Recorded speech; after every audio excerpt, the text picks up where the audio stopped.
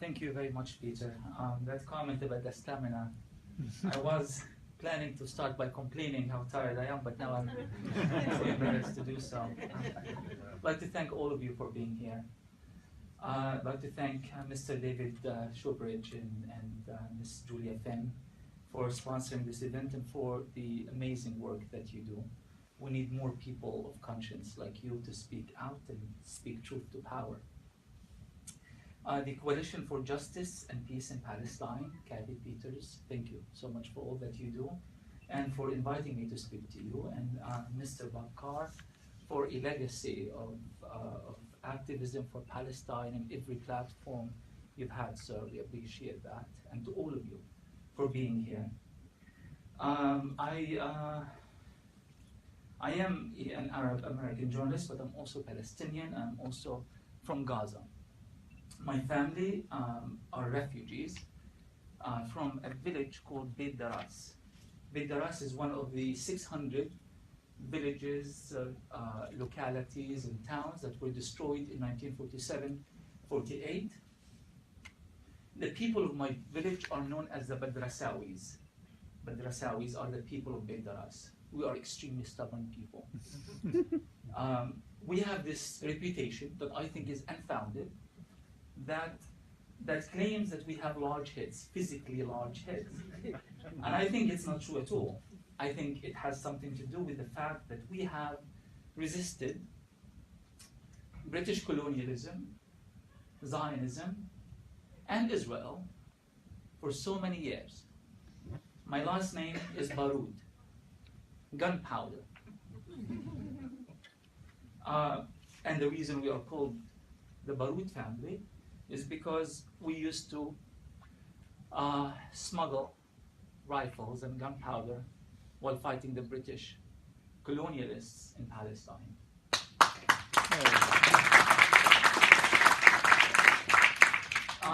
We are also known for couscous. We are the best couscous makers anywhere. In fact, I mean, you travel and people say, you know, I was told in Melbourne, for example, that we have the best coffee in the world. I have no idea where that comes from. I asked Kathy yesterday, she said, it's not true. Maybe, you know, but we are really known for our couscous. In fact, in the history of Palestine, by a Palestinian historian, at the back, he speaks about Beit Daras, the resistance of Beit Daras, the 3 battles fought by Badrasawis, by peasants, with 7 rifles, fought 3 battles against the Haganah. They won the first 2 battles, and they lost because of the help of the British in the 3rd one. And yet, at the end, he mentions, and they are also known for their couscous. I am very proud of the Badrasawis. Now, I just learned that there is a tent in Gaza, at the Gaza border right now, where the old women of Beit Daras, some of them are Nakba survivors themselves, cooking couscous for all the protesters. So here you have it. A few weeks ago, there was this controversy that started when Virginia Atlantic decided to remove an item from the menu. Their menu, and the item is Palestinian-inspired couscous salad. Why? Because the Israelis complained. Some of them went as far as claiming that using the word Palestinian on the menu, even though it's not Palestinian couscous, it's Palestinian-inspired, mind you, is an act of anti-Semitism. That is the margins of the debate, right? So here we have it. We are still cooking couscous. It's Palestinian couscous and will always be Palestinian couscous.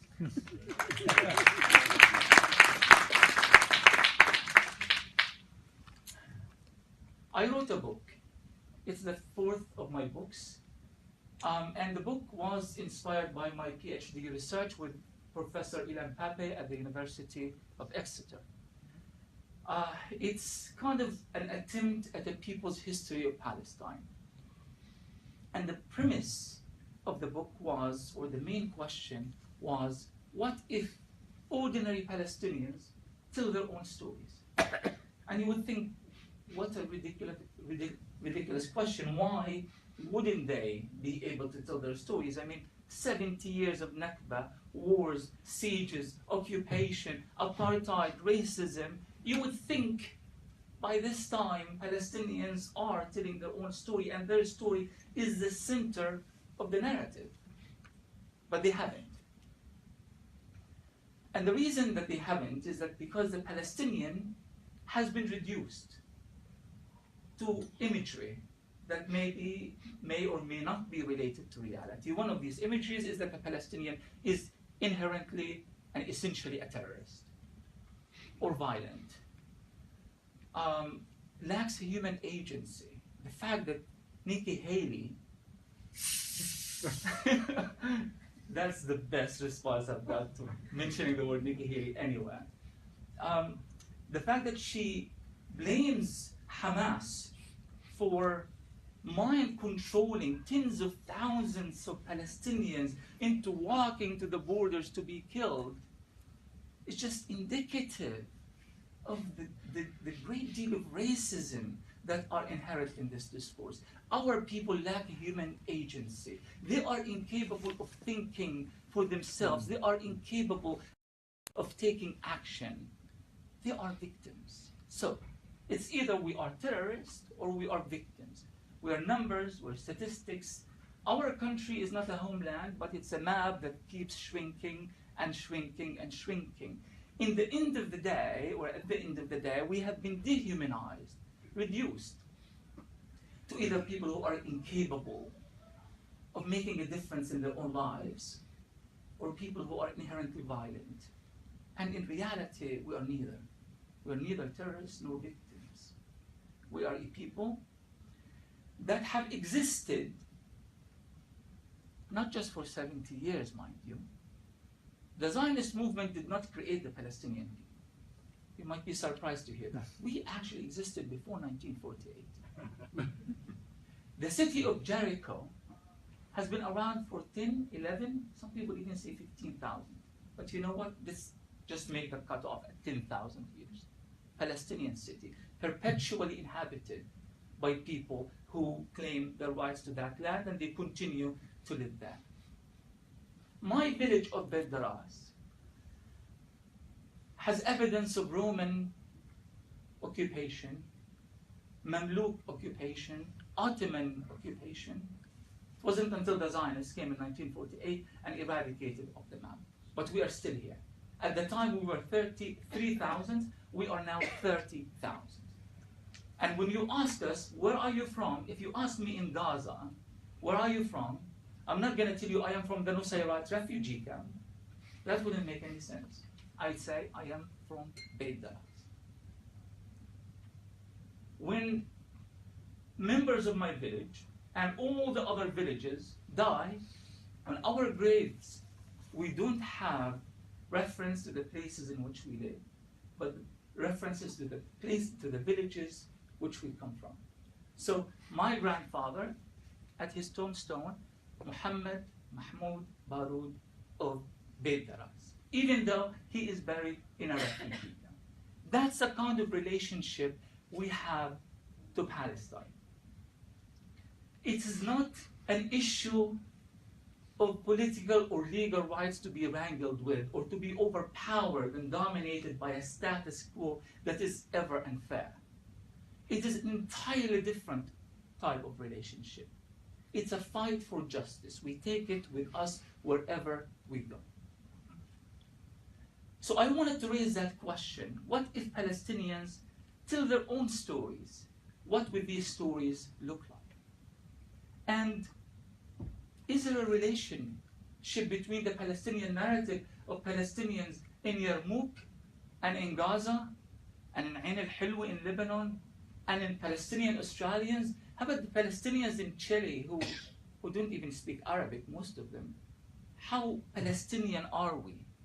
Can we claim that sense of nationhood despite of exile, despite of the Nakba, despite of the fragmentation, political, ideological, factional, but also geographic fragmentation? the West Bank used to be a West Bank, which was part of Palestine, but now it's area A and B and C. And each area is controlled by a whole different mechanisms.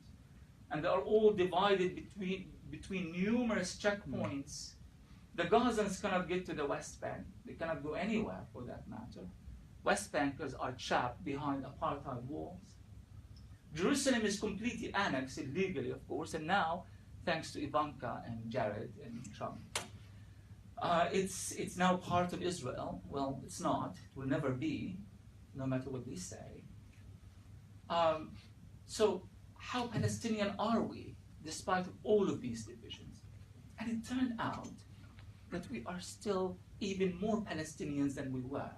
In some strange way, our suffering, our hardship, the Israeli occupation, the Nakba, had in fact accentuated our identity as opposed to broke it down. And I think this is why Israel is so terrified by the Palestinian couscous.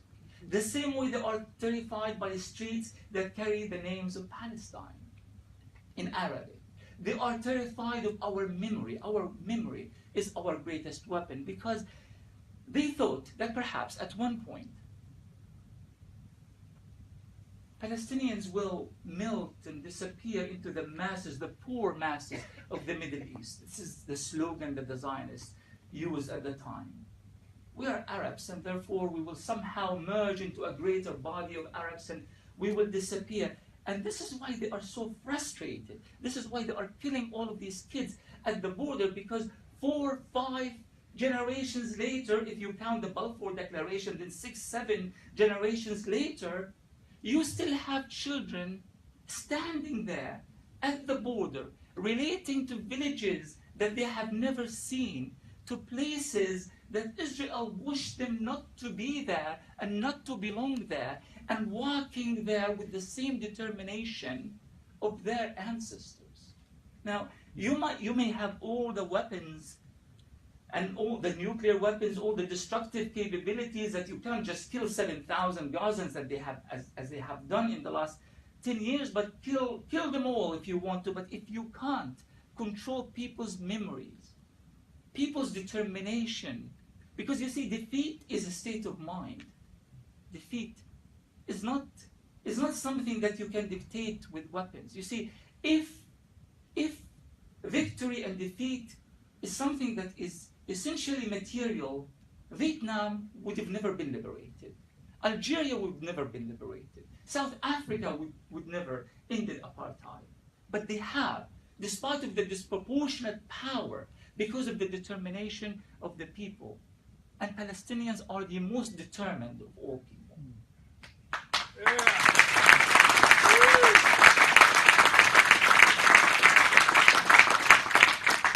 So I wanted to tell the stories of those Palestinians.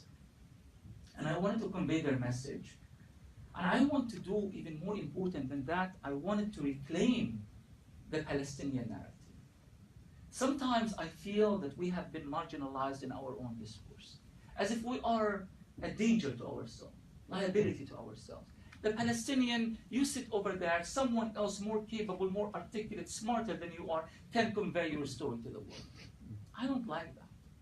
And I think real solidarity starts when you start recognizing me, recognizing Palestinians, from our greatest intellectuals to ordinary people at the Gaza border, to be the center of the story and the storytellers and the narrators of their own suffering and struggle, but also the narrators of their own aspirations and their own humanity. Absolutely.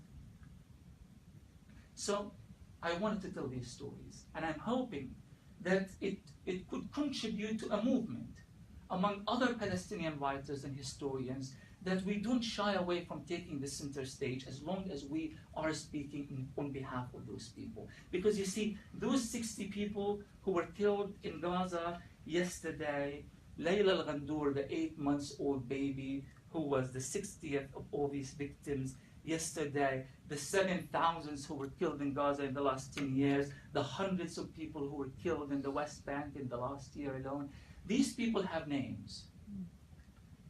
And they have the right to narrate.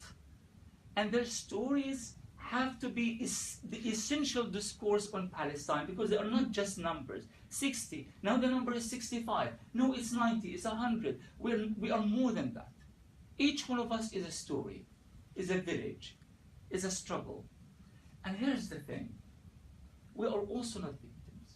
Because you see, wherever there is a story that starts with the Nakba, somehow there is a story of empowerment that comes with it.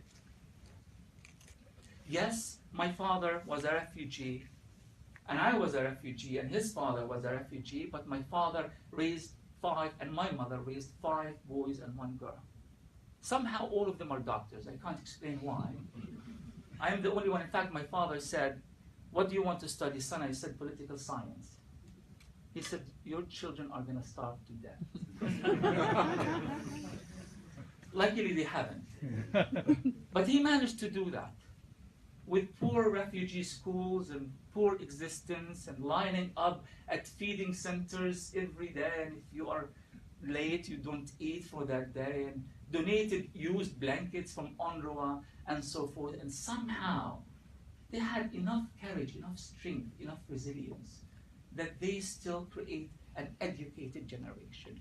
That is part of the resistance of the Palestinian people. It is so important that we don't reduce Palestinians to kids throwing rocks. That's a symbolic act of resistance. The real resistance is what's happening everywhere around you. 30,000, 40, 50,000 were at the border yesterday.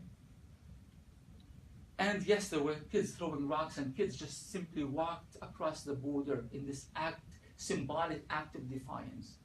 But you also have tens of thousands of people who are trying to create political space for their own society. They're talking, they're dancing. You know how many weddings were actually held at the border? The circus clowns that were entertaining kids at the border. And of course, the Badrasawi is making couscous. That was also happening at the border. Beyond Hamas and beyond Fatah, beyond factions, beyond slogans and cliches, there were reading circles, children sitting and reading. They are aware that their real weapon is their strength as a society when they come together beyond all of these things. That's an act of resistance. And I assure you that they will continue to resist. And with every story in that book, and in every story of every Palestinian book, there is suffering and hardship, but there's also empowerment, and there is resistance, and there is a triumph. And one day, that triumph will translate to a collective triumph of the Palestinian people, and we will free our land. Because you see, maybe we could have lost a long time ago. If indeed we were meant to lose, if we indeed were meant to be defeated, this would have happened a long time ago. 70 years later, every kind of weapons has been tested on our people. Every inhumane collective experiment has been carried out against our people, and you still have 10-year-old kids standing at the border, waving their paper flags in the face of Israeli snipers. A nation that does this, a nation that stands with this much determination and strength after 70 years, is a nation that cannot possibly be defeated.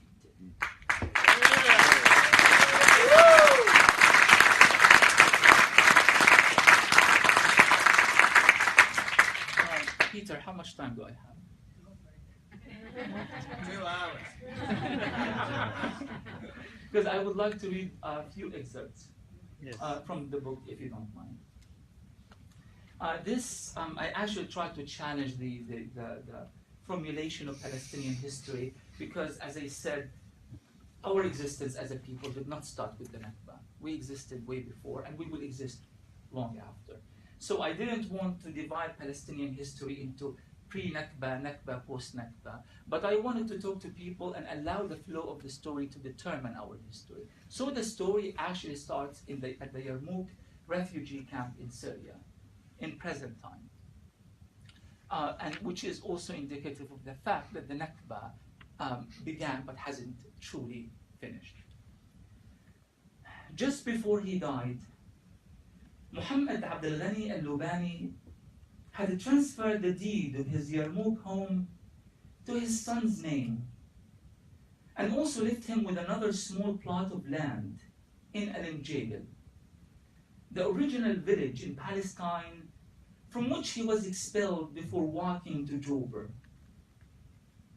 The old man, a proud man, who paved roads in Nazareth and scooped cow dung in Syria, also left his family with his most prized possession, a large, old, rusting key that had opened the door to his cherished Palestinian home.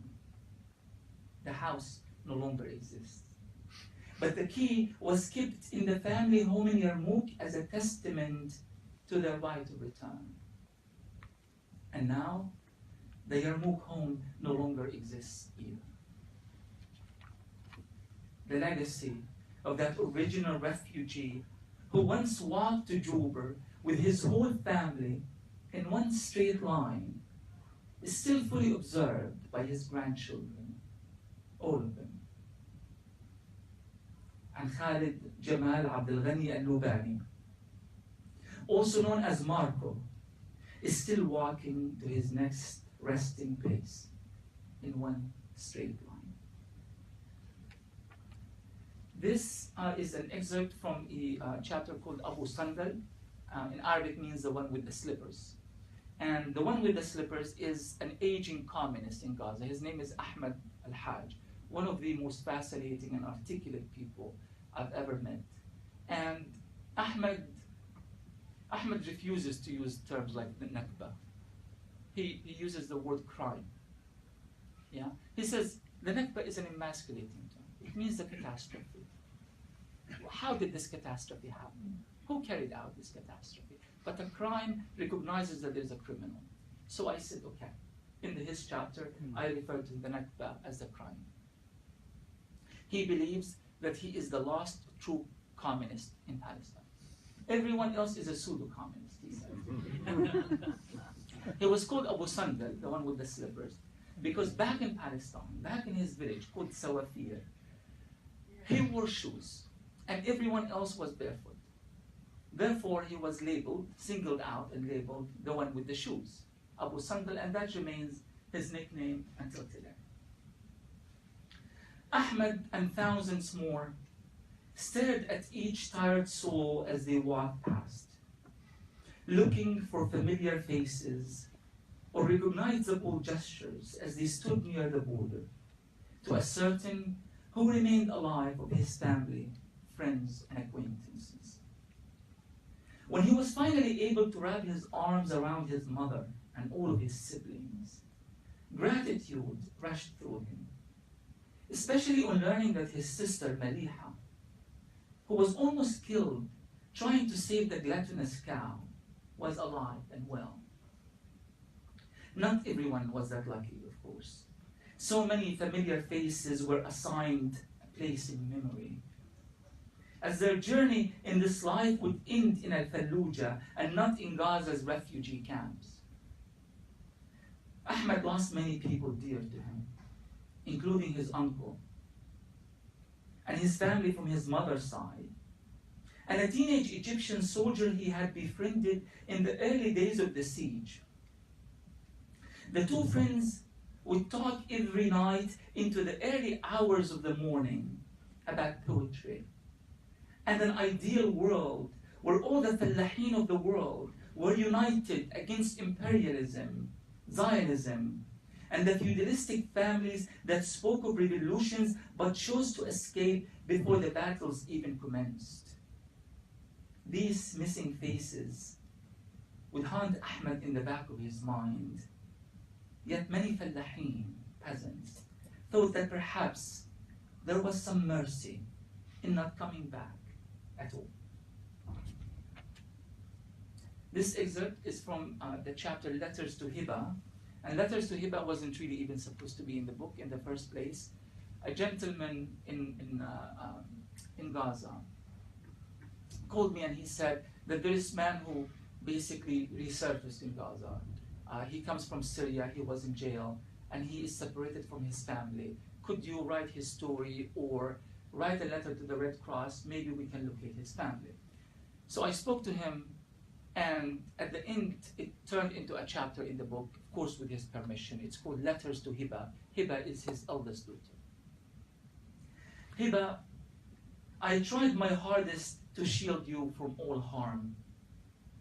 You saw me in my heyday as a fighter in my military fatigue, but also as a broken man who worked under the burning sun as a manual laborer. My pocket hid the secret of a fake name on a forced identity card. All the while, I was fighting for you. And I really thought we could win. This is Ali al-Qassi. I long fantasized about our final trip to Palestine once it would be liberated. I imagined you wearing the thobe I bought you from Burj al-Barajne, embroidered with the colors of the flag. I imagined Ahmed as a fighter too, wearing a khaki outfit, adorned with a black and white kufiya. In that fantasy, I was always old, but strong enough to remember everything clearly. I would guide you through our village in Wadi Shalalha in Bir al-Saba.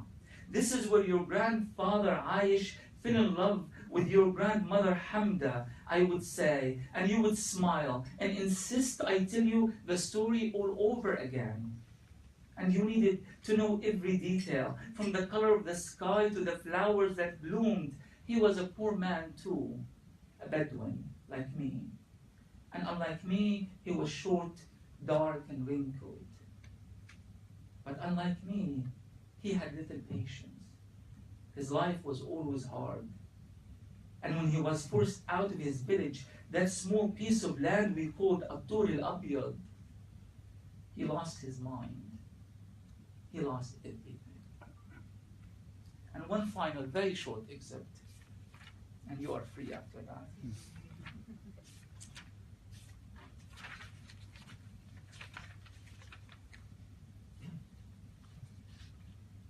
A long time ago, Layla's grandparents had built a house in Syria.